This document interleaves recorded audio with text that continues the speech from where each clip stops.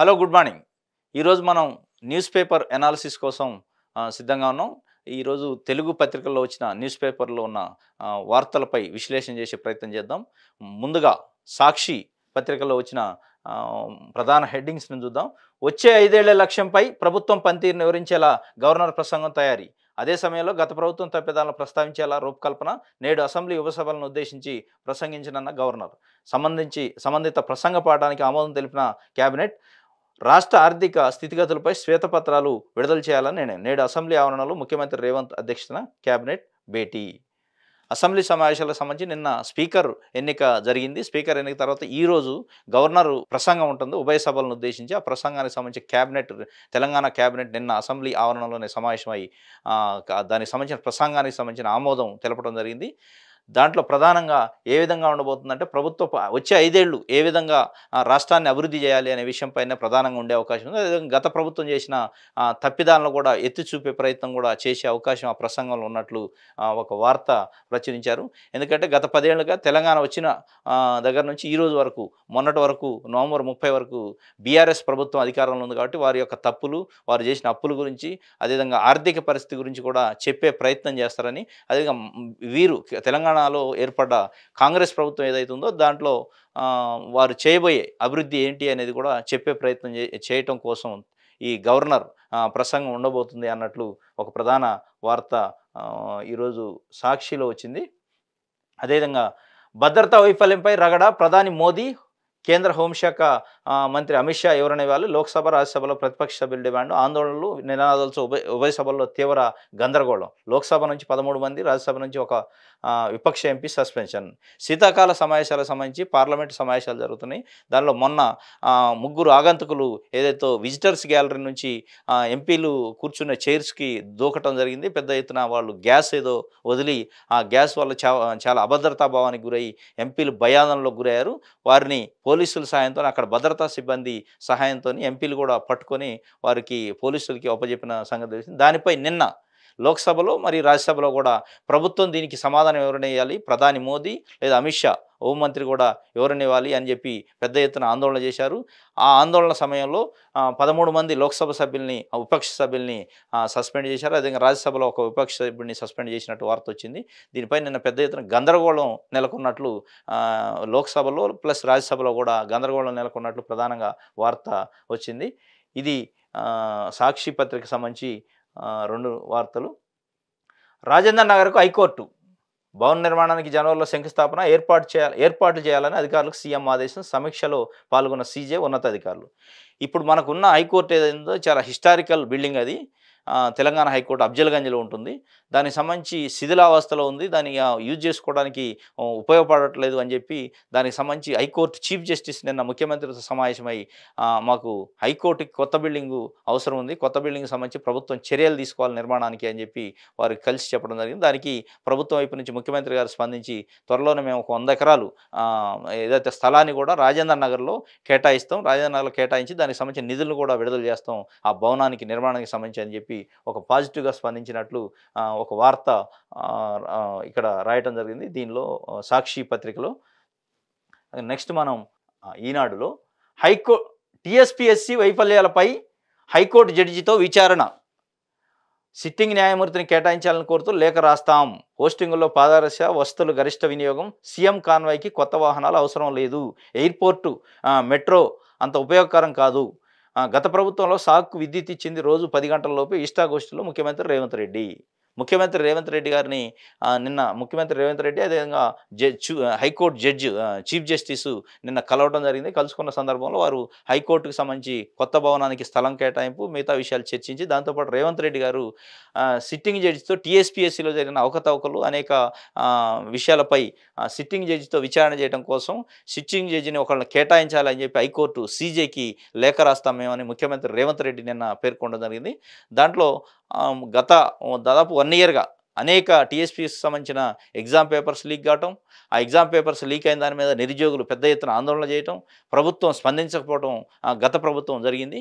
ఇప్పుడు కొత్తగా వచ్చిన ప్రభుత్వం కంపల్సరీగా పాత బోర్డు ఏదైతుందో టీఎస్పీసీ చైర్మన్ మరియు మెంబర్స్‌ని తొలగించి వారు రిజైన్ చేసేటట్టు చేసి, ఆ రిజైన్ చేసిన తర్వాత కొత్త కమిటీ వచ్చిన తర్వాతనే కంపల్సరీ ఈ యొక్క నియామకాలు, కొత్త నియామకాలు గానీ, పాత నోటిఫికేషన్ సంబంధించి ప్రోగ్రెస్ చేయాలని చెప్పి వారు ఆలోచిస్తున్నారు. కానీ ఈ సిట్టింగ్ జడ్జితో విచారణ అనేది చాలా శుభపరిణామం. ఎందుకంటే గత 1 ఇయర్ నుంచి జరిగిన పరిణామాలు టీఎస్పీఎస్సీలో జరిగిన అనేక అవకతవకలు, పేపర్ లీకేజీలు, అందులో పనిచేసే ఔట్‌సోర్సింగ్ ఎంప్లాయీస్ పెన్ డ్రైవ్‌లలో కాపీ చేసుకొని గ్రూప్ 1 పేపర్ గానీ, డీఏఓ పేపర్ గానీ, ఏఈ ఎగ్జామ్ పేపర్‌ని తీసుకుపోయి బయట అమ్ముకున్న పరిస్థితి మనకు స్పష్టంగా కనపడదు. దాదాపు 100 మంది వరకు ఇప్పటికి కోర్టులో న్యాయ విచారణను ఎదుర్కొంటున్నారు. ఇది చాలా కొన్ని లక్షల మంది నిరుద్యోగులకు సంబంధించి సమస్య. పాపం వారు తిని తినక గ్రామాలలో, ఊర్లలో చిన్న చిన్న రైతులు, చిన్న పేద కుటుంబాల నుంచి వచ్చి వారు హైదరాబాద్‌లో రూ. 5 భోజనం కూడా చేసి చదువుకున్న పరిస్థితి. ఎగ్జామ్ రాసిన తర్వాత రిజల్ట్స్ కోసం ఎదురు చూసే సందర్భంలో పేపర్ లీకేజ్ అయిందని ఎగ్జామ్స్ రద్దు కావడం అనేది వారు అసలు కొట్టుమిట్టాడే పరిస్థితి. వారికి అగమ్య గోచరంగా ఉన్న పరిస్థితి నుంచి కొత్త ప్రభుత్వం వచ్చింది కాబట్టి, కొత్త ప్రభుత్వం నుంచి ప్రధానంగా నిరుద్యోగులు పెద్ద ఎత్తున పాజిటివ్‌గా ఆశిస్తున్నారు. ఎందుకంటే ఈ ప్రభుత్వంలోనైనా ఏదైతే గతంలో చేసిన తప్పిదాలను పునరావృతం కాకుండా, గతంలో చేసిన తప్పులకు కారణమైన వ్యక్తులు, ఎంత పెద్ద వ్యక్తులైనా గానీ శిక్షించి మళ్ళా భవిష్యత్తులో అట్లాంటి తప్పు చేయాలంటే ఇంకొక వ్యక్తి భయపడే విధంగా చేయాలని నిరుద్యోగులు, అదేవిధంగా పౌర సంఘాలు, విద్యావేత్తలు ఆలోచిస్తున్న పరిస్థితి. దీనిపైన మరి రేవంత్ రెడ్డి గారు ముఖ్యమంత్రి అయితే చాలా పాజిటివ్‌గా స్పందించినట్టు సిట్టింగ్ జడ్జితోని విచారణ అనేది చాలా రేర్ కేసుల్లో జరిగింది. వారే ఇనిషియేటివ్ తీసుకొని సిట్టింగ్ జడ్జితోని విచారణ కోసమే హైకోర్టుకు లేఖ రాస్తామని చెప్పడం చాలా శుభపరిణామం. పార్లమెంట్లో భద్రతా వైఫల్యంపై కేంద్రం సీరియస్. మోదీ అత్యున్నత స్థాయి సమావేశం, నిందితులపై ఉపా కేసులు. 8 మంది భద్రతా సిబ్బందిపై లొంగిపోయిన కీలక సూత్రధారి లలిత్. పార్లమెంటుపై మొన్న జరిగిన ఆగంతుకుల దాడిలో ఏదైతుందో ఆ గ్యాస్ వదిలింది. దీనిపై కేంద్ర ప్రభుత్వం చాలా సీరియస్‌గా ఉన్నట్లు ఒక వార్త ప్రచురించారు. దానిపై వాళ్ళపై ఏదైతే ఉన్నారో వాళ్ళపై 8 మంది భద్రతా సిబ్బందిని సస్పెండ్ చేశారు. ఈ పట్టుబడ్డ వ్యక్తులపై ఊపా కేసులు నమోదు చేయాలని వాళ్ళు ఒక నిర్ణయం తీసుకున్నట్టు చేస్తుంది. కానీ అసలు అత్యున్నత చట్టసభ, భారతదేశానికి సంబంధించి అత్యున్నత చట్టసభలో ఈ విధంగా ఇంత చిల్లీగా వాళ్ళు గ్యాలరీలోంచి దూకే విధంగా విజిటర్స్ చేయటం చాలా సిగ్గుచేటు. ఎందుకంటే గ్యాలరీ నుంచి యువతలకి ఏదైతే ఎంపీలు కూర్చునే ప్లేస్‌లోకి దూకాలంటే చాలా పగడ్బందీగా గ్లాసెస్ ఫిట్ చేయాల్సి ఉండే. కానీ ఎట్లాంటిది లేకుండా వారు ఆ గ్యాలరీ నుంచి ఈజీగా దూకే విధంగా అసలు ఆ సిస్టమ్ పెట్టడమే అది పెద్ద తప్పిదంలా కనిపిస్తుంది. ఎందుకంటే ఉగ్రవాదులు రావచ్చు, తీవ్రవాదులు రావచ్చు, రకరకాల వ్యక్తులు ఎంపీతోని పాస్ తీసుకోవడానికి మభ్యపెట్టి కూడా తీసుకొని వచ్చే అవకాశం ఉంది. కానీ ఈ విధంగా గ్యాలరీలోంచి ఈజీగా ఒక వ్యక్తి గ్యాలరీలోంచి జస్ట్ ఒక జంప్ చేసిండు గోడపై నుంచి. అంత ఈజీగా జంప్ చేసే విధంగా ఆ భద్రతా వైఫల్యం స్పష్టంగా కనపడుతుంది. ఎందుకంటే ఒక గ్యాలరీలోంచి దూకే విధంగా గతంలో మనకి ఇక్కడ అసెంబ్లీలో కూడా చూసాం. ఒక గ్లాస్ ఫిట్టింగ్ ఉంటుంది. ఆ గ్లాస్‌లోంచే చూడాల్సి ఉంటుంది మనం. ఆ పార్లమెంట్ గాని, అసెంబ్లీ జరిగే సమావేశాలను. కానీ ఆ గ్లాస్ ఏది లేకుండా జస్ట్ త్రూ అయ్యేటట్లు ఎందుకు ఏర్పాటు చేయడం జరిగిందో మరి అర్థం కాని పరిస్థితి. సభాపతిగా గడ్డం ప్రసాద్ ఏకగ్రీవంగా ఎన్నిక, బాధ్యతల స్వీకరణ. సభను ఆదర్శంగా నడపగల సమర్థులని సీఎం రేవంత్ రెడ్డి అన్న. మీరు స్పీకర్ కావడం గర్వకారణం. ఉప ముఖ్యమంత్రి బట్టి విలువలను కాపాడతారని ఆశిస్తున్న కేటీఆర్. నిష్పక్షపాతంగా పనిచేస్తా స్పీకర్ అన్నారు. వికారాబాద్‌కి సంబంధించి కాంగ్రెస్ పార్టీ ఎమ్మెల్యే నిన్న స్పీకర్‌గా, తెలంగాణ స్పీకర్‌గా ఏకగ్రీవంగా యునానిమస్‌గా ఎన్నికయ్యారు. ఎందుకంటే అటు బీఆర్ఎస్ పార్టీ గానీ, ఎంఐఎం పార్టీ గానీ, సిపిఐ పార్టీకి సంబంధించిన ఒక సభ్యుడు గానీ పూర్తిగా వారికి మద్దతు ఇచ్చారు. ఎట్లాంటి దానిపైన వ్యతిరేకత వ్యక్తం చేయకుండా BRS party working president KTR గారు కూడా స్వయంగా వారికి మద్దతు ఇచ్చి నామినేషన్ కార్యక్రమాల్లో కూడా మనం పాల్గొనడం జరిగింది. ఇది చాలా సంతోషదాయకం. ఎందుకంటే ఏకగ్రీవంగా స్పీకర్ ఎన్నిక కావడం అనేది రేపు సభ నడిచే దాంట్లో కూడా దీని రిఫ్లెక్షన్ అనేది బయటపడుతుంది. కాబట్టి వారు ఒక మూడో స్పీకర్ మొట్టమొదటిసారిగా ఒక దళిత వ్యక్తికి కాంగ్రెస్ పార్టీ స్పీకరు ఇవ్వాలనుకుంది, ఇచ్చింది. వారిని opposition party leader BRS party working president విలువలను కాపాడతారని ఆశిస్తున్నామని చెప్పి కేటీఆర్ కూడా ఒక కామెంట్ చేశారు.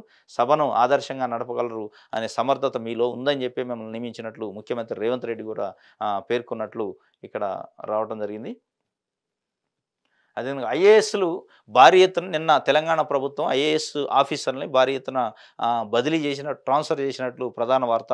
ఎందుకంటే ఇప్పుడు వారు ఏదైతే ఇచ్చారో హామీలు దాంట్లో ఎలక్ట్రిసిటీకి సంబంధించి ప్రతిష్టాత్మకంగా ఉండబోతుంది. దానికి సంబంధించి మంచి ఆఫీసర్ ఉంటేనే ఆ ఎలక్ట్రిసిటీ ఉచిత 200 లోపు యూనిట్లు ఎవరైతే యూజ్ చేస్తారో ఆ లబ్ధిదారులకు సంబంధించి ఉచిత విద్యుత్‌కి ఒకటి 6 గ్యారంటీలు ఇచ్చారు. అదేవిధంగా ట్రాన్స్‌పోర్ట్‌కి సంబంధించి ఇప్పుడు మహిళలకి ఉచితంగా ప్రయాణం ఆర్టీసీలో అది ఇస్తున్నారు. అదేవిధంగా మిగతా విషయాలపై గ్యాస్ రూ. 500కే గ్యాస్ సిలిండర్ కూడా మేము ఇస్తామని చెప్పి మహిళలకి ఇచ్చారు. ఇవన్నీ నిర్వహించడానికి పగడ్బందీగా ఒక నిష్పాక్షపాతమైన ఆఫీసర్లు ఉండాలని చెప్పి రేవంత్ రెడ్డి బలంగా కోరుకుంటున్నట్లు దీన్ని బట్టి మనకి ఇక్కడ ఉన్న బదిలీలను బట్టి మనకు అర్థమవుతుంది. వైద్య వైద్య శాఖ కార్యదర్శి ఇప్పుడు ఎవరైతే వైద్య శాఖ కార్యదర్శిగా ఉన్నారో వారిని రిజ్వీని ప్రధానమైన ట్రాన్స్కో, జెన్కో సీఎండీ, ట్రాన్స్కో జేఎండీగా నియమించారు. అదేవిధంగా అమ్రాపాలి ఐఏఎస్ సెంట్రల్ క్యాడర్కి పోయి మళ్ళీ తిరిగి తెలంగాణకు వచ్చారు. అమ్రాపాలికి హెచ్ఎండిఏ జాయింట్ సెక్రటరీగా, జాయింట్ కమిషనర్గా అవకాశం ఇచ్చారు. అదే కృష్ణ భాస్కర్ ముఖ్యమంత్రి, ఉప ముఖ్యమంత్రి ఓఎస్డీగా, బట్టి విక్రమార్క గారికి ఓఎస్డీగా ఇచ్చారు. అదేవిధంగా శైలజ రామయ్యార్ ఏదైతే ఇప్పుడు మనకి తెలంగాణ ఐటీ శాఖ మంత్రి శ్రీధర్ బాబు ఉన్నారో వారి యొక్క సతీమణి గారు శైలజ రామయ్యార్ ఐఏఎస్ ఆఫీసరు. వారిని మొన్నటి వరకు తెలంగాణ ప్రభుత్వం లూప్ లైన్లో పెట్టిన పరిస్థితి ఉంది. ఇప్పుడు వారికి అత్యంత ప్రాధాన్యత ఇస్తూ వైద్య ఆరోగ్య శాఖ ముఖ్య కార్యదర్శిగా వారిని నియమించారు. అందుకని వైద్య ఆరోగ్య శాఖ అనేది చాలా కీలకమైన శాఖ కాబట్టి దానికి వారిని ఎఫిషియెంట్గా ఉంటుంది అని చెప్పి నియమించడం జరిగింది. అదేవిధంగా ఎన్ఎస్పిడిసిఎల్, సిపిడిసిఎల్, ఎస్పిడిసిఎల్ కూడా కొత్త నియామకాలు ఐఏఎస్ని చేసినట్లు మనం చూసాం. నెక్స్ట్ మనం వెలుగు పత్రికలో ఈరోజు ప్రధానంగా ఎటువంటి వార్తలు వచ్చినాయి అనేది చూద్దాం. వెలుగు పత్రికకు సంబంధించి మనం చూస్తే ప్రధానంగా రేవంత్ రెడ్డికి సంబంధించి ప్రధాన వార్త ఈరోజు ఉంది. ఎందుకంటే దుబారా ఖర్చులు, ఆడంబరాలు జోలికి పోం అని చెప్పి ప్రధానంగా ప్రభుత్వ సొమ్ముకు సంబంధించి ప్రభుత్వ సొమ్మును దుబారా ఖర్చు చేసేదానికి కానీ, హడావుడికి కానీ, ఆడంబరాలకు కానీ మేము వెళ్ళము.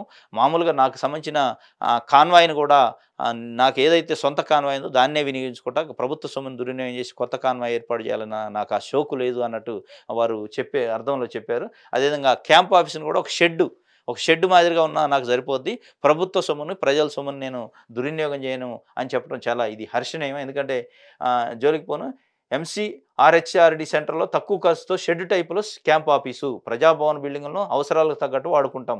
సీఎంగా కొత్త కాన్వాయ్ని కూడా తీసుకోవాలనుకుంటే అనుకుంటలేదు. ఆర్థిక పరిస్థితిపై అందరితో చర్చించి వైట్ పేపర్ రిలీజ్ చేస్తాం. ఓల్డ్ సిటీ నుంచి ఎయిర్పోర్ట్కు మెట్రో, దీంతో దూరం ఖర్చు తగ్గే అవకాశం ఉందని మీడియా చిట్ చాట్లో వీరు రేవంత్ రెడ్డి గారు నిన్న చెప్పినట్లు చెప్పారు. ఎందుకంటే ఒక ప్రభుత్వానికి అధిపతిగా ఉండి ప్రజలు మీకు అధికారం అప్పగించినప్పుడు ప్రజల యొక్క సొమ్ముకి కస్టోడియన్గా ఉండాల్సిన బాధ్యతని వారు స్పష్టంగా చెప్తున్నట్లు మనకి దీన్ని బట్టి అర్థమైంది. ఎందుకంటే ప్రజల సొమ్ముని అధికారం ఇచ్చారు కదా, ఆడంబరాలకి, హడావుడులకు పోయి పెద్ద పెద్ద మంచి కొత్త కార్లు, బ్రాండెడ్ కంపెనీ కార్లు పెట్టుకొని ప్లస్ అదేవిధంగా పెద్ద పెద్ద బంగ్లాలు కట్టుకోవడం వల్ల ప్రజల యొక్క సొమ్ము దుర్వినియోగం అయితే ప్రజలకు వనగూరే అవకాశం లేదు.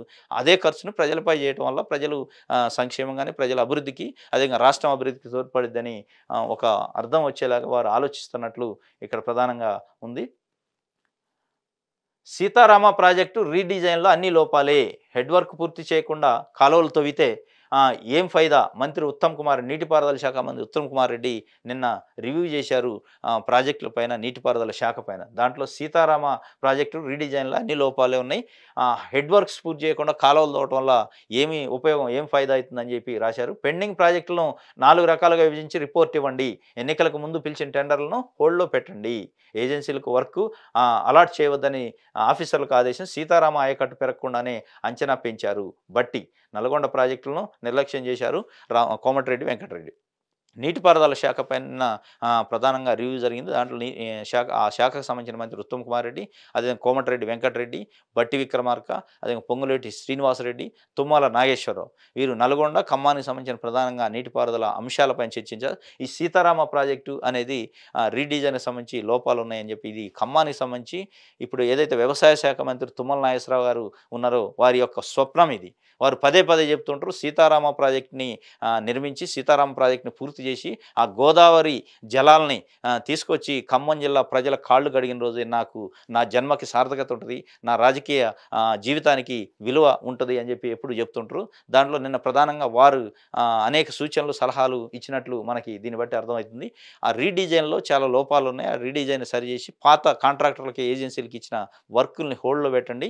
ప్లస్ గతంలో జరిగిన బీఆర్ఎస్ ప్రభుత్వంలో జరిగిన వర్క్కు సంబంధించి 4 రకాలుగా విభజించి రిపోర్ట్ ఇవ్వండి, ప్రాజెక్టులు 4 రకాలుగా విభజించి రిపోర్ట్ ఇవ్వండి అని చెప్పి ఉత్తమ్ కుమార్ రెడ్డి ఆదేశించినట్లు మనకి ఇక్కడ ప్రధానంగా ఉంది. ఇక్కడ ఇంకొక ఇంట్రెస్టింగ్ వార్త ఈరోజు తెలంగాణ ప్రభుత్వంపై అనేక రకాలుగా ఇటు కాంగ్రెస్ పార్టీ కానీ మిగతా విపక్షాలు బీజేపీ పార్టీ కానీ 10 సంవత్సరాలుగా తెలంగాణలో అధికారంలో ఉన్న టీఆర్ఎస్ బీఆర్ఎస్ ప్రభుత్వంపై అనేక సార్లు ఇసుక దందా, land mafia, mining mafia, liquor mafia జరుగుతుందని విమర్శించారు. దాన్ని బేస్ చేసుకుని ఒక వార్త ప్రధానంగా ఈరోజు మనకి ఇక్కడ వెలుగు పత్రికలు దందాలు బంద్, ఆగిన ఇసుక మట్టి మొరము అక్రమ రవాణా, ప్రభుత్వం మారడంతో అక్రమార్కులు గప్చిప్పు, రంగంలోకి దిగిన ఆఫీసర్లు పోలీసులు ఎక్కడికక్కడే కేసులు, మొన్నటిదాకా దగ్గరుండి దందా నడిపించిన కొందరు బీఆర్ఎస్ నేతలు ఇప్పుడు తమ టైం నడవడం లేదని సైలెంట్ అయినట్టు ఒక వార్త ప్రచురించారు. ఇది కరెక్టే, కానీ ఇప్పుడు మళ్ళా ఏదైతే కొత్తగా ఏర్పడిన ప్రభుత్వంలో ఉన్న కాంగ్రెస్ పార్టీ నాయకులు కూడా మరి ఈ దందాలు చేయకుండా ఉంటే దానికి విలువ ఉంటుంది. ఇప్పుడు వాళ్ళు దందా బంద్ చేసి మళ్ళీ కొత్త వాళ్ళు స్టార్ట్ చేస్తే ప్రజలు కొరిగేది లేదు, ప్రభుత్వానికి వచ్చే ఆదాయం కూడా గండిపడే అవకాశం ఉంది. ఇది మీరు ఇన్ని రోజులు ఏదైతే బీఆర్ఎస్ ప్రభుత్వాన్ని విమర్శించారు, దందాలు చేస్తున్నారు, ఇసుక దందా, మైనింగ్ దందా, లిక్కర్ మాఫియా చేశారని చెప్పి, మీరు అలాంటివి చేయకుండా ఆదర్శంగా ఉంటే దీనికి విలువ ఉంటుంది. ఇప్పుడు వాళ్ళు బంద్ చేశారు, మళ్ళీ మీరు స్టార్ట్ చేస్తే దానికి విలువ ఉండదు. కాబట్టి కాంగ్రెస్ పార్టీ కార్యకర్తలు కానీ నాయకులు కానీ ఆలోచించాల్సింది, 10 సంవత్సరాలు తెలంగాణ ఇచ్చిన పార్టీగా మీకు అధికారం ఇవ్వలేదు, 10 సంవత్సరాల తర్వాత ఇవ్వక అధికారం ఇచ్చారు. ఆ అధికారాన్ని ఒక ప్రభుత్వ ప్రజల సంక్షేమం జరిగే విధంగా ఉపయోగించుకోవాలి తప్ప వేరే రకంగా మళ్ళా దందాలు మొదలు పెడితే ఇక దానికి అసలు ప్రజలకు కూడా విరక్తి వచ్చే పరిస్థితి ఉంది. ఎందుకంటే వీరు పోయి వారు వచ్చారనే పరిస్థితి ఉంటుంది తప్ప మార్పు ఉండాలి. మార్పు ఎలా ఉండాలంటే బీఆర్ఎస్ ప్రభుత్వంలో ఉన్నప్పుడు ఇసుక దందా నడిచింది, మైనింగ్ దందా నడిచింది, లిక్కర్ దందా నడిచింది. ఇప్పుడు చాలా ప్రశాంతంగా ఉన్నాం అనే ఒక వాతావరణం కల్పించాలి తప్ప మళ్ళీ మీరు స్టార్ట్ చేస్తే దాంతో ఉపయోగం లేదు. కాబట్టి ఇది బంద్ కావటం అనేది హర్షణీయమే. కాబట్టి మీరు ఇప్పుడున్న కాంగ్రెస్ పార్టీ లీడర్స్ కూడా దీన్ని ప్రోత్సహించొద్దు, చేసే వాళ్ళని కట్టడి చేసే ప్రయత్నం కూడా ప్రభుత్వం చేయాల్సిన అవసరం ఉంది. నెక్స్ట్ మనకి ఆంధ్రజ్యోతి పత్రికని చూద్దాం. ఆంధ్రజ్యోతి పత్రికలో ఈరోజు ప్రధానంగా వచ్చిన వార్తలపై చూద్దాం. లీకేజీలపై విచారణ సిట్టింగ్ జడ్జితో జరిపించాలంటే హైకోర్టులో అఫిడవిట్ వేస్తాం, కొత్త టీఎస్పీఎస్సీతో ఉద్యోగ నియామకాలు, కొత్త కాన్వాయ్ కొనను, సొంత కారే వాడతాను అని చెప్పి సీఎం రేవంత్ రెడ్డి గారు చెప్పినట్టు ఇక్కడ వార్త ఉంది. నిజాయితీ పరులైన అధికారులకే కీలక పోస్టింగ్లు, మంత్రులతో చర్చించి అన్ని శాఖలపై శ్వేతపత్రాలు, ఎంహెచ్ఆర్ డీసీలో అతిథి భవనం, ఒక్క ప్రజాభవన ఆవరణలోనే అనేక భవనాలు, డిప్యూటీ సీఎం నివాసం, ప్రజావాణితో పాటు సీఎం క్యాంప్ ఆఫీసు, గెస్ట్ హౌస్లకు ఉపయోగిస్తాం, స్కిల్ డెవలప్మెంట్ కోసం ఒక భవనం, పార్లమెంట్ తరహాలో అసెంబ్లీలో సెంట్రల్ హాలు, మంత్రులు ఎమ్మెల్యేలు మాట్లాడుకునేలా ఏర్పాటు, రాయదుర్గం మెట్రో ప్లాన్ అనుకూలమైనది కాదు, అధిష్టానంతో మాట్లాడాక మంత్రివర్గ విస్తరణ, మీడియాతో ఇష్టాగోషిలో సీఎం రేవంత్ రెడ్డి గారు నిన్న చెప్పినట్టు ప్రధానంగా వారు టీఎస్పీఎస్సీకి సంబంధించిన అవకతవకలను సిట్టింగ్ జడ్జితో విచారణ చేపిస్తాం, దానికి సంబంధించి హైకోర్టులో అఫిడవిట్ వేస్తాం, హైకోర్టు జడ్జిని కేటాయించడం కోసం, కొత్త కాన్వాయ్ని నేను కొనను, ఇప్పుడు నాకు ఏదైతే ఉందో సొంత కాన్వాయ్ దాన్నే వాడుకుంటాను, ప్రజల యొక్క సొమ్ముని నేను దుర్వినియోగం చేయను, అదే సొంత కారు వాడతాను, నిజాయితీ పరులైన అధికారులకే కీలక పోస్టింగ్లు ఇస్తాం, ఎందుకంటే ఒక ట్రాన్స్పరెన్సీతోని పరిపాలన జరగాలి అనే ఉద్దేశం మాకుంది, మంత్రులతో చర్చించి అన్ని శాఖలపై శ్వేతపత్రాలు విడుదల చేస్తాం, ఎంహెచ్ఆర్డీలో సీఎం క్యాంప్ ఆఫీసు నిర్మిస్తాం, కానీ ఒక షెడ్ లేక చిన్న షెడ్ ఉన్న సరిపోద్ది నాకు, దాన్ని చాలా తక్కువ ఖర్చుతోనే ఉపయోగించుకుంటాం. ఇప్పుడున్న ఏదైతే ప్రగతి భవన్ ప్రజాభవన్ ఉంది కదా, ఆ ప్రజాభవన్ని రకరకాల అవసరాలకి వాడుకుంటాం. ఇప్పుడు డిప్యూటీ సీఎం బట్టి విక్రమార్కకి అధికార నివాసంగా కేటాయించాం, అది పోను మిగతా ఉన్న బిల్డింగ్స్ను కూడా ప్రజల అవసరార్థం ఉపయోగించుకుంటామని చెప్పి వారు పేర్కొన్నట్టు. రాయదుర్గం మెట్రో ప్లాను అనుకూలంగా లేదు కాబట్టి మేము ఓల్డ్ సిటీ నుంచి ఎంజీబీఎస్ చంద్రాయణగుట్ట నుంచి ఇప్పుడు కొత్త అలైన్మెంట్ తీసుకుంటున్నాం అని చెప్పి కూడా రాశారు. స్కిల్ డెవలప్మెంట్ కోసం ఒక భవనాన్ని కూడా నిర్మిస్తామని ఒకటి ఇంట్రెస్టింగ్గా చెప్పారు. స్కిల్ డెవలప్మెంట్ గురించి పార్లమెంట్ తరహాలో అసెంబ్లీలో సెంట్రల్ హాల్ ఉంటుంది, మంత్రులు ఎమ్మెల్యేలు మాట్లాడుకునే విధంగా కూడా ఏర్పాట్లు చేసే ప్రయత్నం చేస్తామని చెప్పి రాశారు. రియల్ ఎస్టేట్ ప్రగతికి కట్టుబడి ఉన్నాం. క్రెడాయ్ మేనేజింగ్ కమిటీతో సీఎం రేవంత్ రెడ్డి. రియల్ ఎస్టేట్‌కి సంబంధించి అభివృద్ధికి మేము కట్టుబడి ఉన్నాం ప్రగతికి అని చెప్పి రాశారు. ఎందుకంటే జనరల్‌గా real estate speculation real estate ఎగుడు దిగుడులు అనేది ప్రభుత్వం మారినప్పుడు జనరల్‌గా ఉంటది. ఈ ప్రభుత్వం ఏ విధంగా ఉండబోతుంది? గత ప్రభుత్వం ఉన్న పద్ధతిలో ఉంటుందా? వేరే రకంగా ఉంటుందా? దాని ఎఫెక్ట్ రియల్ ఎస్టేట్ పైన ఏ విధంగా ఉండే అవకాశం ఉందని చెప్పి వారు కొంత రియల్ ఎస్టేట్‌కి సంబంధించిన ఆ వ్యాపార రంగంలో ఉన్నవాళ్ళు కొంత ఆలోచిస్తున్న పరిస్థితిలో వాళ్ళు నిన్న క్రెడాయ్ కమిటీతో మీటింగ్‌లో వారు చెప్పిన రియల్ ఎస్టేట్‌కి మేము అనుకూలంగానే ఉంటాం. దాని అభివృద్ధికి మేము సహకరిస్తాం అని చెప్పి ప్రధానంగా చెప్పారు. దీనిపైన ఈ టీఎస్‌పీఎస్‌సీ లీకేజ్‌పై విచారణపై మనం ఒక పీహెచ్‌డీ స్కాలర్స్ అసోసియేషన్ నాయకుడు, అదేవిధంగా విద్యార్థి సంఘం నాయకుడు, బీసీ సంఘాల నాయకుడైన వీరు గారితోని మాట్లాడే ప్రయత్నం చేద్దాం. వారిని అడిగి అసలు టీఎస్‌పీఎస్‌కి సంబంధించిన అవకతవకలు ఏంటి? దాన్ని ఏ విధంగా ఉండబోతుందని చెప్పి అడిగే ప్రయత్నం చేద్దాం. హలో అన్న, గుడ్ మార్నింగ్. అన్న గుడ్ మార్నింగ్. గుడ్ మార్నింగ్ అన్న. మీరు ఇప్పుడు లైవ్‌లో ఉన్నారు. టీఎస్‌పీఎస్‌కి సంబంధించి తెలంగాణలో ఏర్పడ్డ కొత్త ప్రభుత్వం, రేవంత్ రెడ్డి గారి ఆధ్వర్యంలో ఏర్పడిన కొత్త ప్రభుత్వం నిన్న ఒక నిర్ణయం తీసుకున్నట్లు ప్రధానంగా ఇవాళ అన్ని పత్రికల్లో వార్త వచ్చింది. సిట్టింగ్ జడ్జితో టీఎస్‌పీఎస్‌సీలో జరిగిన అవకతవకలని సిట్టింగ్ జడ్జితో విచారణ చేపిస్తాం, సిట్టింగ్ జడ్జిని కేటాయించాలని హైకోర్టుకి మేము ఒక లేఖ కూడా రాస్తామని రేవంత్ రెడ్డి గారు నిన్న మీడియా చిట్ చాట్లో ప్లస్ అదేవిధంగా హైకోర్టు చీఫ్ జస్టిస్తో మాట్లాడినప్పుడు కూడా అన్నట్లు ఒక వార్త వచ్చింది అన్ని పత్రికల్లో. దీనిపైన మీరు ఏమనుకుంటున్నారు? ఎందుకంటే మీరు అనేక ఉద్యమాలు చేశారు, టీఎస్‌పీఎస్‌సీ లీకేజ్ పైన విద్యార్థి ఉద్యమాలు చాలా చేశారు. ఎట్లా అనిపిస్తుంది అన్నగారు? మొట్టమొదటిసారిగా ఈ ముఖ్యమంత్రి గారు తీసుకున్న నిర్ణయం చూసినట్లయితే మంచి శుభ పరిణామం. ఓకే. ఈ యొక్క శుభ పరిణామం చూసినట్లయితే గతంలో ఏపీపీఎస్సీల మీద కానీ టీఎస్పీఎస్సీల మీద కానీ చాలా ఉద్యమాలు చేసిన సందర్భాలు ఉన్నాయి. ఓకే. ఉద్యమం ఉస్మాన్ యూనివర్సిటీలో ఉన్నటువంటి చేసిన సందర్భాలు ఉన్నాయి. ఓకే. ఈ రోజు మనం చూసుకున్నట్లయితే ఆ టీఎస్పీఎస్సీ గత 10 సంవత్సరాల సంది మనం తెలంగాణ రాష్ట్రం ఏర్పడిన కానుండి ఓకే నిధులు, నీళ్లు, నియామకాలనే ధోరణిలో ఏర్పడ్డది. ఓకే. ఈ బీఆర్ఎస్ నాయకులు ఏం చేసిరంటే ఓకే అసలు ఈ తుది తెలంగాణ ఉద్యమం, తుది ఉద్యమం ఎందుకు స్టార్ట్ అయింది అనే దాని మీద చూసుకున్నట్లయితే మొట్టమొదటిసారిగా లాస్ట్ తుది దశ ఉద్యమం 14F అనేది ఒక ఎంప్లాయీ క్యాలెండర్ మీదనే ఏర్పడ్డ సందర్భాలు ఉన్నాయి. దానిలో ఈ టీఎస్పీఎస్సీ చూసినట్లయితే టీఎస్పీఎస్సీలో ఉన్నటువంటి అక్రమాలు, టీఎస్పీఎస్సీలో ఉన్నటువంటి ఈ జోకుడు వ్యవహారాలు ఈ తెలంగాణ రాష్ట్రంలో రాజకీయ నిరుద్యోగులకి అది పునరావాస కేంద్రంగా మారింది. టీఎస్పీఎస్సీ వేల మంది నిరుద్యోగులు ఈ రోజున రోడ్డు పడ్డ పరిస్థితి, రోడ్డున పడ్డరు.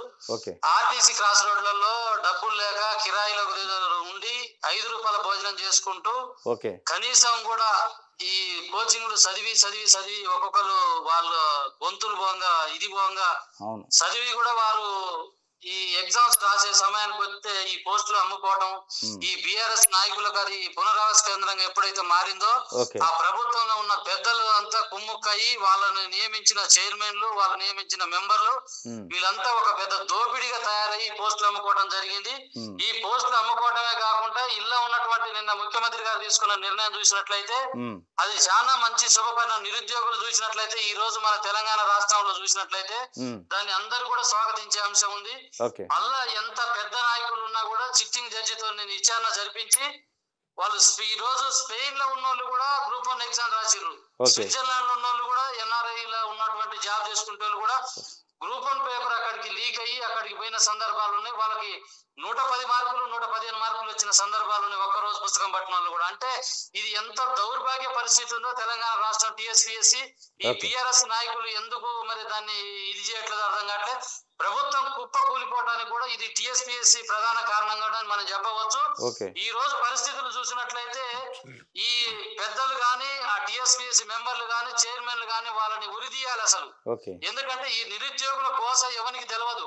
ఈ రోజు నిరుద్యోగులు ఒక్కొక్కరు డబ్బులు లేక బతాయి బత్తాలు మోసుకొని కొత్తపేట మార్కెట్ లో పనిచేస్తారు, సుధార్ పనులు పోతారు, రోడ్ల మీద ప్లాట్ఫామ్ మీద ప్లాస్టిక్ డంబాలు అమ్ముకొని బతుకుతున్నారు. పిహెచ్డి చేసి ఉస్మాన్ యూనివర్సిటీలో ఒక్కొక్కరు వాళ్ళ జీవితాలు త్యాగం చేసిరు. ఎవరి కోసం వచ్చిందండి తెలంగాణ? ఈ రోజు ఉద్యోగస్తులు ఈ రోజు ఉద్యోగాలు చదువుకుంటే నిరుద్యోగులు ఉద్యోగం వస్తే మన కుటుంబం బాగుపడుతుంది, మన వ్యవస్థలు బాగుపడుతుంది.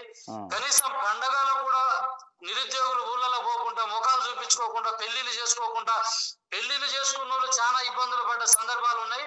ఈ టీఎస్పీఎస్సీ మీద గనక ఈ నిర్ణయం తీసుకున్నందుకు ముఖ్యమంత్రి గారికి చాలా ధన్యవాదాలు. అంటే ఇప్పుడు తరపున అదే రీసెర్చ్ స్కాలర్స్ తరపున ఉస్మాన్ యూనివర్సిటీ తరపున ఇది ఎప్పుడు వస్తుందని చూస్తున్నాం మేము. ఈ నిర్ణయం తీసుకున్నాం. అంటే ఇప్పుడు మీకు న్యాయం జరిగిద్ది అనిపిస్తుందా? ఇప్పుడు మీకు న్యాయం జరిగిద్ది అనిపిస్తుందా? ఖచ్చితంగా 100% న్యాయం జరుగుతుందని మాకు అనిపిస్తుంది. ఆ పారదర్శకత, అందులో ఉన్నటువంటి ప్రొఫెసర్లను ఐఏఎస్ నియమించాలని ముఖ్యమంత్రి గారు ఆలోచన చేస్తున్నాడు. అది మంచి పరిణామం కూడా. వారికి ప్రత్యేక ధన్యవాదాలు కూడా తెలియజేస్తున్నాం. ఎందుకంటే ఒక టిఎస్పిఎస్సి అంటే అది ఒక రాజ్యాంగబద్ధ సంస్థ.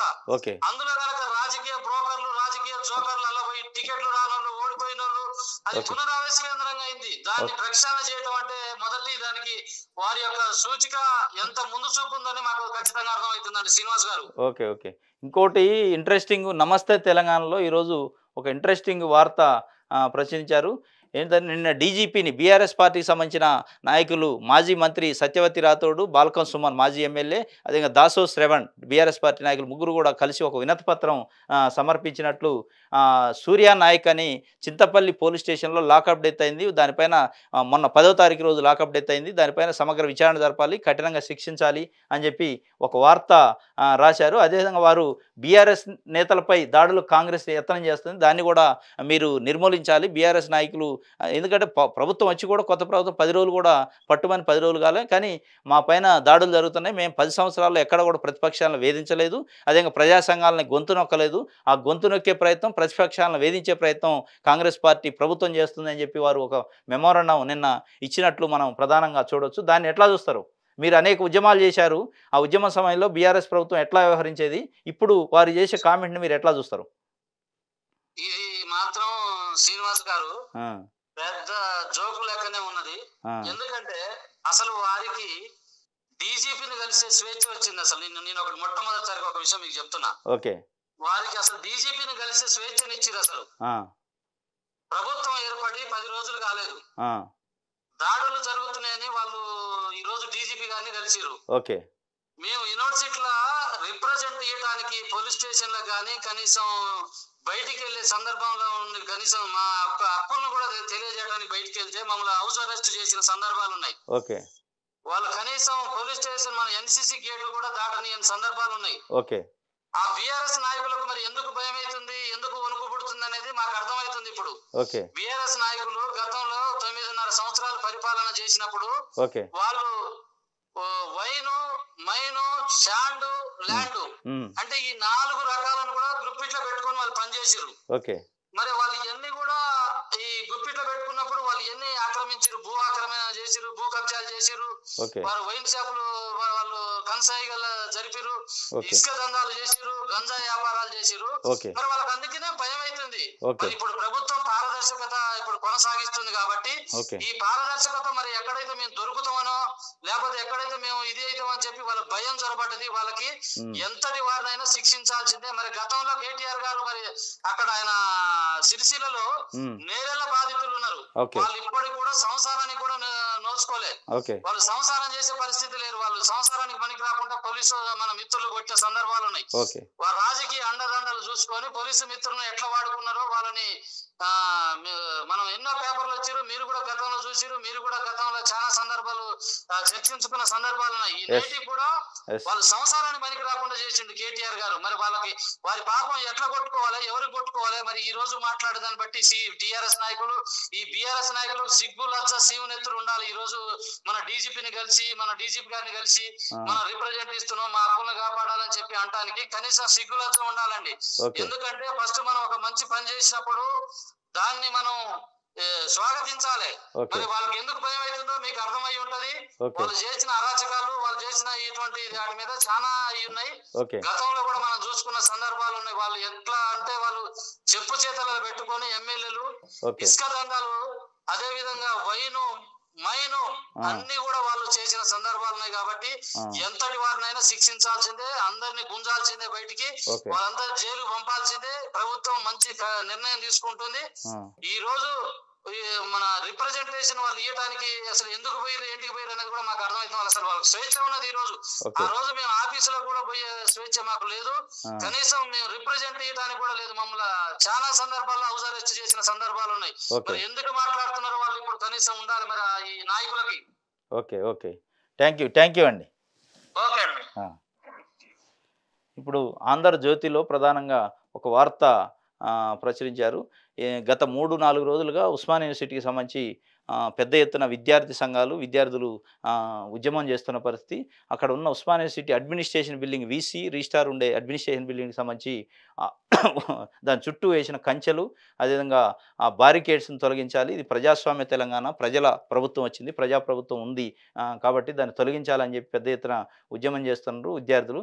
దానికి సంబంధించి ఈరోజు ప్రధానంగా ఇక్కడ ఈ ఆంధ్రజ్యోతి పత్రికలో ఒక వార్త దాన్ని తొలగించాలి కంచెలకు సంబంధించి అని చెప్పి రావడం జరిగింది. దానిపైన మనం విద్యార్థి నాయకుడు, ఓయూ విద్యార్థి నాయకుడు వెంకట్ తో మాట్లాడే ప్రయత్నం చేద్దాం. వెంకట్‌ని అడిగి అక్కడ ఉన్న సిట్యుయేషన్ ఏంటి, ఉద్యమం ఏం జరుగుతుందని అడిగే ప్రయత్నం చేద్దాం.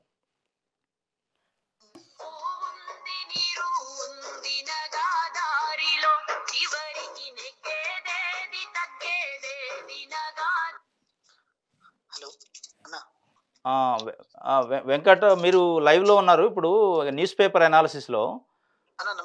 నమస్తే. ఇప్పుడు ఉస్మానియా యూనివర్సిటీలో గత 3 రోజులుగా మనకి పెద్ద ఎత్తున ఉద్యమం చేస్తున్నారు. అడ్మినిస్ట్రేషన్ బిల్డింగ్ దగ్గర ఉన్న బారికేడ్స్‌ని గానీ, కంచెలను గానీ తొలగించాలి. ఇది ప్రజాప్రభుత్వం, ప్రజాస్వామ్య తెలంగాణ ఇది. బీఆర్ఎస్ ప్రభుత్వం పని అయిపోయింది. ఇప్పుడు మళ్ళా మీరు దొరతనం చేయొద్దని చెప్పి పెద్ద ఎత్తున నిరసన వ్యక్తం చేస్తున్నారు వీసీ పైన. ఆ వీసీ బిల్డింగ్ చుట్టూ ఉన్న కంచెలను తొలగించాలని. విద్యార్థి నాయకుడిగా మీరు ఏమనుకుంటున్నారు దీనిపైన? ఈరోజు ఆంధ్రజ్యోతి పత్రికలో ప్రధానంగా వార్త వచ్చింది దానిపైన. మీకేమనిపిస్తుంది? అన్న 2014 నుంచి 2000 అంటే ఈ రోజు వరకు అంటే దాదాపు ఈ 10 సంవత్సరాల కాలంలో బీఆర్ఎస్ ప్రభుత్వం పర్టికులర్ గా ఉస్మానియా యూనివర్సిటీ ఒక క్లోజ్డ్ క్యాంపస్ గా మార్చే ప్రయత్నం చేసింది. ఎందుకు క్లోజ్డ్ క్యాంపస్ గా మార్చే ప్రయత్నం చేసిందంటే ఏదైతే తెలంగాణ ఉద్యమంలో ఉస్మానియా యూనివర్సిటీలో ఉన్న విద్యార్థులు కీలకంగా పాత్ర పోషించారు.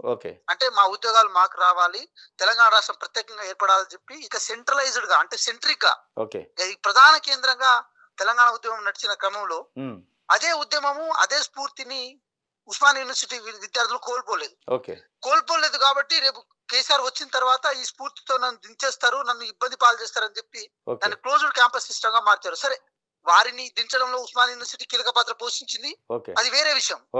కానీ కాంగ్రెస్ ప్రభుత్వం వచ్చిన తర్వాత వీసీ ఎవరైతే ఉన్నారో, ఏది మన కేసీఆర్ గారి ప్రభుత్వంలో నియంత పోకడలను అది ఫాలో అయ్యి కేసీఆర్ కంటే డబుల్ నియంతృత్వాన్ని గుండెల నిండా నింపుకున్న వీసీ రవీందర్ అనే వ్యక్తి ఈ ఉస్మానియా యూనివర్సిటీలో ఏ రోజు కూడా ఏ విద్యార్థి అయినా సరే వీసీ బిల్డింగ్ లో పోయి వారితో చర్చించి ప్రతి అడ్మినిస్ట్రేషన్ తో మాట్లాడి వాళ్ళ ప్రాబ్లమ్స్ సాల్వ్ చేసుకునేవాళ్ళు. కానీ వీసీ రవీందర్ వచ్చిన తర్వాత కనీసం లోపలికి వెళ్ళాలంటేనే కూడా చాలా కష్టంతో కూడుకున్న వ్యవహారంగా మారింది. అంటే మీతో కలవరా విద్యార్థి నాయకులతో మీటింగ్స్ పెడతా ఉంటారు? అసలు కలవరు. విద్యార్థుల నిర్ణయాలు తీసుకోరు, విద్యార్థి సంఘాల నిర్ణయాలు తీసుకోరు, విద్యార్థి సంఘాలు కనీసం కూర్చోబెట్టి మాట్లాడే ప్రయత్నం చేయరు. వీసీ అనే వ్యక్తి ఎవరైనా సరే ఒక కారులో వెళ్తారు, అదొక సాంప్రదాయం. కానీ ఆయన ముందు ఒక కారు, ఆయన వెనక ఒక కారు, మంత్రి కాన్వాయ్ ని మెయింటైన్ చేసినట్టు మెయింటైన్ చేస్తారు. అది కూడా దాంట్లో వీసీ వెళ్తున్న విషయాన్ని కూడా చూడనీయకుండా మొత్తం కార్లకు కవర్ చేసుకుని పోతుంటారు. అంటే ప్రతి హాస్టల్ దగ్గర ఒక పాత పద్ధతిలో ఉన్న వాచ్మెన్స్ అందరిని తీసేసి ఒక మాజీ ఆర్మీ ఆఫీసర్స్ వాళ్ళని పెట్టేసి వాళ్ళ దగ్గర నుంచి కూడా కమిషన్ తీసుకునే ఒక కకృతి సాంప్రదాయాన్ని ఉస్మానియా యూనివర్సిటీలో తెరలిపే ప్రయత్నం చేశారు. ఇక్కడ నిజంగా చెప్పాలంటే ఉస్మానియా యూనివర్సిటీలో ప్రాపర్ వేరే రిక్రూట్మెంట్ ఉండదు. ఇక్కడ టీచింగ్ నాన్ టీచింగ్ పోస్టులు భర్తీ కాదు. ఇప్పటికీ ఆ ఖాళీ 2014 నుంచి టుడే వరకు అలాగే ఉన్నాయి.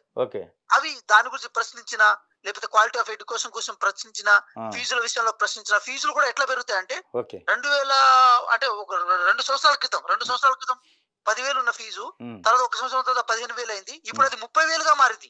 అది సెల్ఫ్ ఫైనాన్స్ కోర్సుల పేరుతో కేజీ టు పీజీ ఉచిత విద్య అని చెప్పి కేసీఆర్ మా చెవిలో పూలు పెట్టారని చెప్పి మేము కొట్లాడడానికి వెళ్తుంటే వీసీ గారు ప్రతిసారి అంటే మాకంటే ముందు ఒక 10-20 మంది పోలీసులు అక్కడ రెడీగా ఉంచడం, ఆ వీసీ బిల్డింగ్ చుట్టూ వాళ్ళందరూ ఉండడం, చుట్టూ కంచె వేయడం.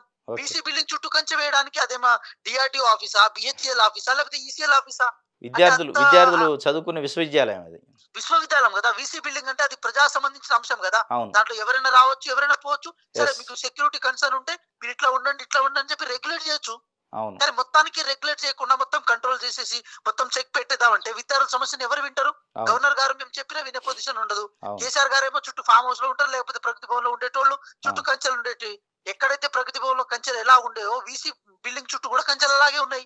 ఇక కేసీఆర్ గారికి వీరికి పెద్ద తేడా ఏముంది?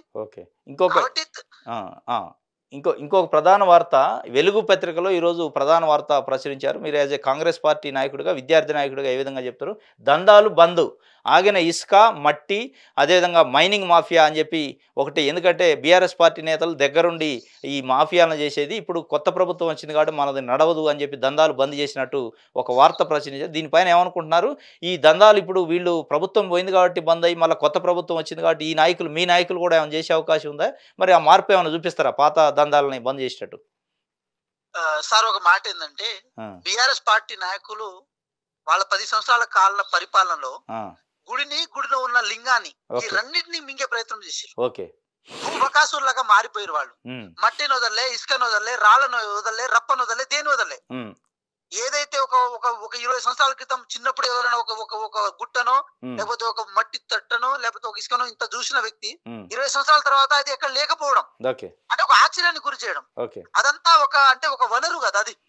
ఒక ప్రకృతి ఇచ్చిన వనరు, ప్రకృతి ఇచ్చే వనరును కూడా మొత్తం గుంచేసే ప్రయత్నం చేసిర్రు.